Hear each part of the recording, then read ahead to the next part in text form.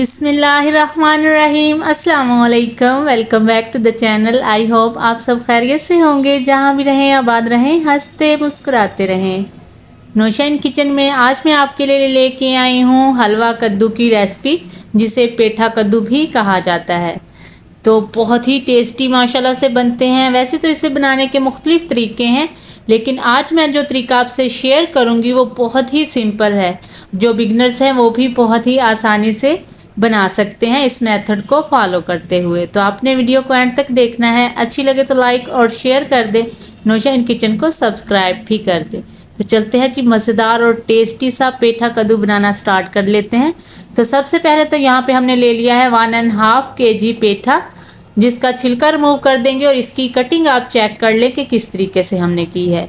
ज़रूरी नहीं कि आप भी इसकी कटिंग ऐसे ही करें, जैसे नॉर्मल घरों में आप इसकी कटिंग करते हैं सेम वैसे ही कर लें। तो अब यहाँ पे कढ़ाई में हमने ले लिया है जी 1 कप कुकिंग ऑयल, और इसमें ऐड कर देंगे एक मीडियम साइज़ का प्याज, बिल्कुल बारीक चॉप किया हुआ। तो आज क्योंकि हम सब्ज़ी बना रहे हैं तो प्याज को कोई भी कलर देने की ज़रूरत नहीं है, बस इसे 1 से 2 मिनट सौटे कर लेंगे। जब ये इसका हल्का सा कलर चेंज हो जाएगा और थोड़ा नरम हो जाएगा, तो इसमें ऐड कर देंगे जी एक बड़े साइज़ का टमाटर, छिलका रिमूव करके इसमें ऐड करेंगे बिल्कुल बारीक चॉप किया हुआ। इसे भी 1 से 2 मिनट प्याज के साथ ही कुक कर लेंगे ताकि ये भी थोड़ा सॉफ्ट हो जाए।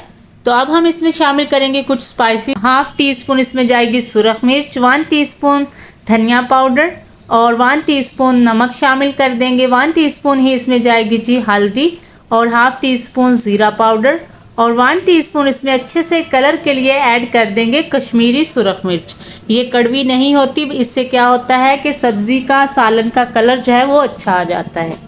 तो अब इन मसालों को अच्छे से मिक्स कर लेंगे और 1 से 2 मिनट इनको अच्छे से भून लेंगे ताकि इनका कच्चापन जो है वो ख़त्म हो जाए। मसालों को आपने जलने बिल्कुल भी नहीं देना। अगर आपको लगे कि मसाले जल रहे हैं तो थोड़ा सा पानी भी ऐड कर सकते हैं। तो जब मसाले अच्छे से भुन जाएंगे तो इसमें हम सब्ज़ी ऐड कर देंगे और इसको भी एक बार अच्छे तरीके से मिक्स कर लेंगे। फिर इसमें ऐड कर देंगे 1.5 कप पानी का, क्योंकि ये बहुत ही सॉफ्ट होते हैं। हमने इसे दम लगा के पकाना है तो बहुत ही जल्दी ये कुक हो जाते हैं। ये सब्ज़ी जो है 5 से 7 मिनट में बिल्कुल परफेक्ट रेडी हो जाती है। तो पानी ऐड करने के बाद एक बार दोबारा से मिक्स कर लेंगे और इसे कवर लगा के पकने के लिए छोड़ देंगे तकरीबन 5 मिनट के लिए। 5 मिनट में ये बहुत ही अच्छे से सॉफ्ट हो जाते हैं। तो लीजिए जी, 5 मिनट के बाद देखें माशाल्लाह से ऑयल जो है वो ऊपर आ चुका है और पेठा कद्दू जो है वो भी बहुत ही सॉफ्ट हो चुका है। तो एक बार इसे मिक्स कर लेंगे। कुछ लोगों को ये ऐसे ही पसंद होते हैं पीसीस की शेप में, लेकिन कुछ लोगों को ये मिक्स किए हुए अच्छे लगते हैं। आपको जैसे भी अच्छे लगें, अगर आपको इस तरह अच्छे लगते हैं तो आप इसकी 1 से 2 मिनट अच्छे से भुनाई कर लें मीडियम फ्लेम पे और उसके बाद इसे उतार लें। लेकिन आप अगर इसे मिक्स करना चाहते हैं तो देखें जी कितनी आसानी से ये मिक्स हो रहे हैं।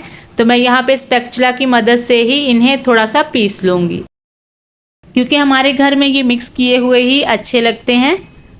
तो अगर आपके पास स्पैचुला नहीं है तो आप जो पोटैटो मैशर होता है उसके साथ भी इसे मैश कर सकते हैं।